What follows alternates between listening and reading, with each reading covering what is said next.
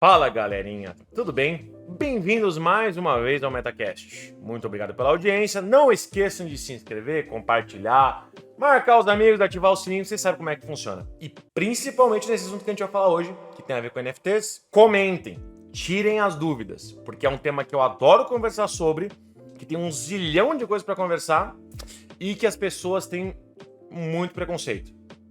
Por causa de alguns estigmas que chegaram para vocês, que de maneira geral dão uma certa prejudicada no mercado.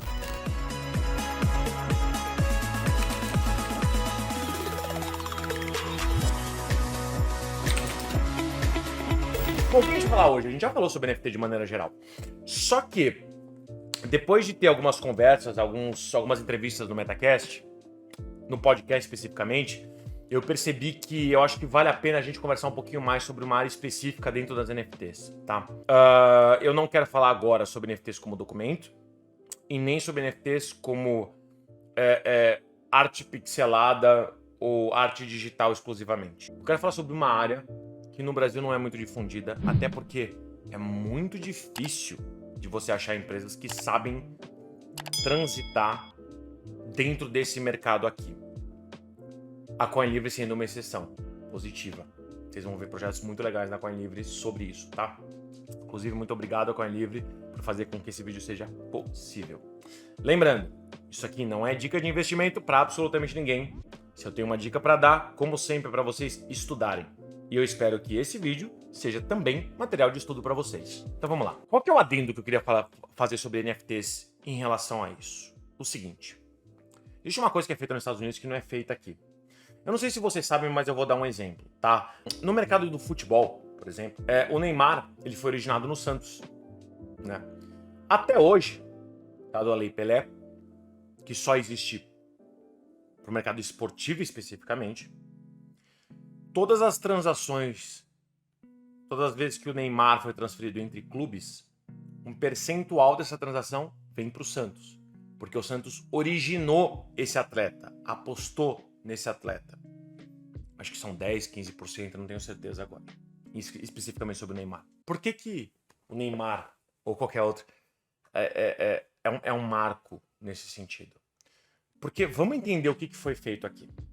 A gente está falando de um time de futebol, de uma empresa que investiu tempo e dinheiro para treinar, fazer o marketing e expor um dos seus funcionários para que ele se valorizasse no tempo. E dado que ele fez esse investimento, independentemente de quanto ele pagava por esse atleta na época, se era na base, se era no time oficial, as próximas vezes que quando ele for valorizado, quando ele for transacionado, eles têm direito a um percentual disso. Então é basicamente como se o time que originou, a empresa que originou aquela pessoa, aquele funcionário, aquele talento, aquele artista, aquele esportista, tivesse direito a um percentual das receitas futuras, de uma parte das receitas futuras desse atleta.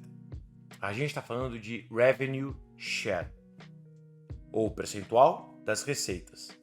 Isso é algo muito comum em empresas. Franquias. Se você tem uma franquia do McDonald's, a marca McDonald's tem direito a um royalty, que nada mais é do que o percentual das receitas do que aquela loja do McDonald's faz, já que aquele dono daquela loja está usando a marca McDonald's, entre outras coisas. A questão é que o mercado esportivo, ele, dado o Pelé, entre tantas outras coisas, ele tem essa vantagem que alguns outros mercados não têm. O mercado da música, por exemplo, não é tão simples assim. Você não pode hoje chegar e falar, eu quero pagar R$1 milhão por 10% do Gustavo Lima e ter 10% de tudo que ele faz pro resto da vida. Infelizmente, isso é impossível no Brasil e dessa forma que eu falei agora.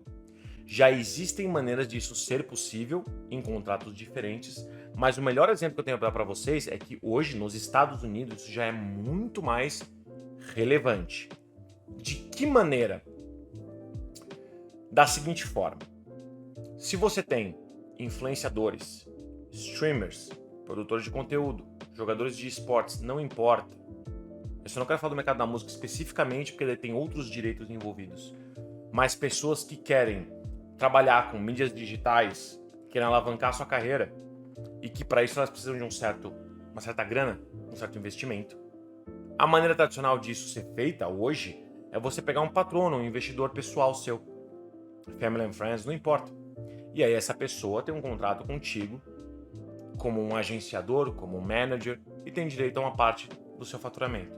Ué, mas se isso é possível para um agenciador, para um gerente, para um gestor, por que isso não é possível para uma pessoa, para um investidor? Só porque juridicamente é como se você estivesse comprando um pedaço da pessoa? Me parece estranho isso. Vamos fazer um paralelo agora com equity crowdfunding.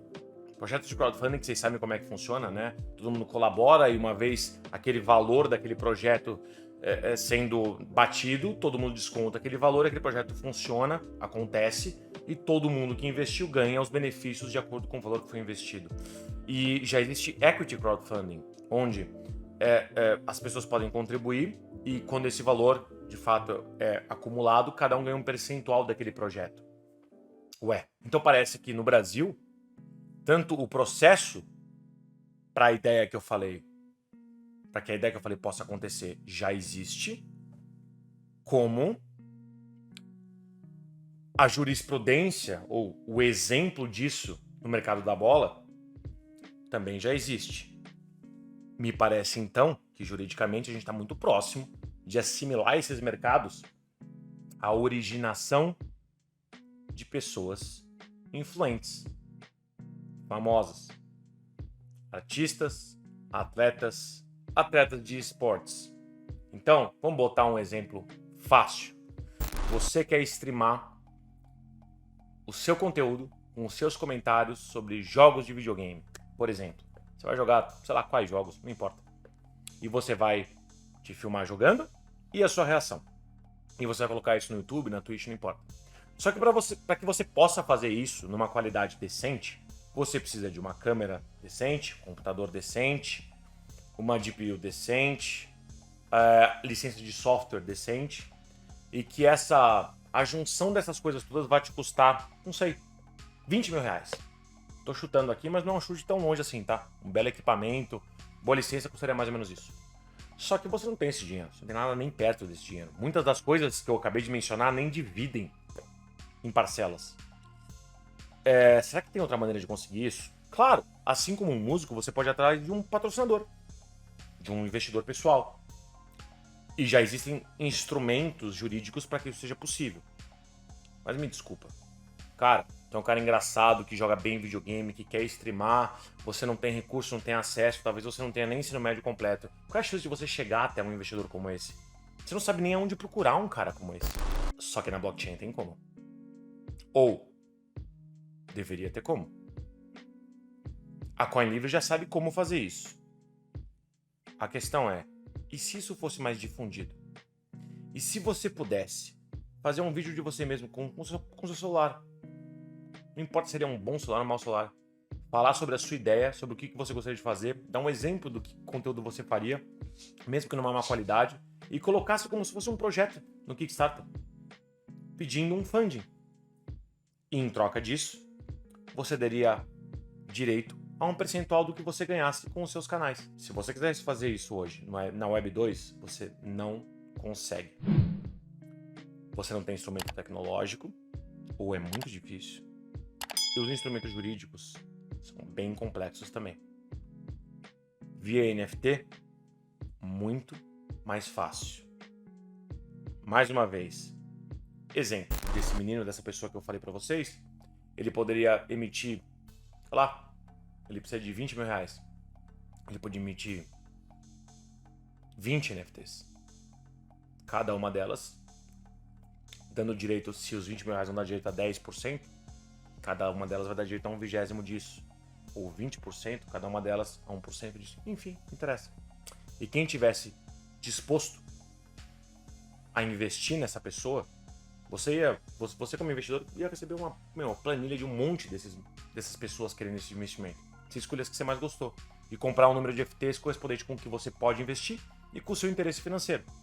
Então, se você tem 10 mil para colocar naquele cara e ele está colocando 10% da receita dele e precisa de 20 pau, você pegou metade dessa disponibilidade. 5% de tudo que esse cara ganhar por causa da vida é seu. Porque você colocou esses 10 mil reais na carreira dele. E até poderia ter a trava de você só tá de fato colocando esse dinheiro quando o valor total que ele pediu for aglomerado entre todos os interessados. Assim como no crowdfunding. Isso que eu acabei de falar para vocês pode parecer loucura ou Alice no País das Maravilhas para muitos produtores de conteúdo, mas não tá tão longe de acontecer. Eu tenho informação hoje e contatos de 2 plataformas que são startups que estão fazendo isso nos Estados Unidos, com legislação americana, porque ela é mais fácil de fazer isso acontecer. Ao mesmo tempo, a CoinLivre está adaptando isso para o Brasil para que aqui isso também seja fácil de acontecer, para que a gente possa aproveitar de legislações já existentes e casos já existentes para que isso seja possível. Ora, não faz sentido para mim que esse mesmo cara que eu dei o exemplo possa conseguir um investidor privado para fazer isso acontecer e possa dar as mesmas garantias e direitos e pela blockchain isso não seja possível. Então, se a gente puder parear essas duas coisas, a blockchain só está aqui para ajudar, porque ela vai dar acesso a mais pessoas e vai dar mais visibilidade a essa proposta, a essa vontade desse produtor de conteúdo ao mercado que pode estar muito bem interessado em investir nessa pessoa. Pensem nisso. Essa é uma área que não tem a ver só com o streamer, que tem a ver com o mercado de produção de conteúdo de maneira geral. Isso é possível, a CoinLivre vai fazer e me parece ridículo que não tenha sido feito ainda. Vamos que vamos. Qualquer dúvida, deixa aqui nos comentários.